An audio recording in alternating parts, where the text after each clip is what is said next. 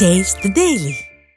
நாட்டு மக்களுக்கு சொந்தமான கோடிக்கணக்கான பணத்தை வைத்து தொழிலதிபர் அம்பானி தனது மகனின் திருமணத்தை நடத்தியதாக மக்களவை எதிர்க்கட்சித் தலைவர் ராகுல் காந்தி கூறியுள்ளார். ஹரியானா மாநிலம் பகதூர்காரில் காங்கிரஸ் தேர்தல் பிரச்சார கூட்டத்தில் பேசிய அவர், அம்பானி கோடி கோடியாக செலவழித்த அந்த பணம் மக்களின் பணம் என்றார்.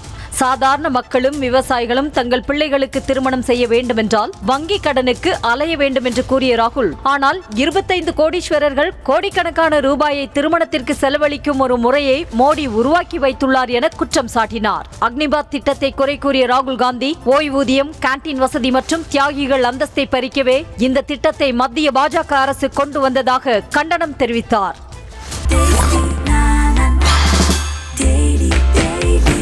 Taste Daily.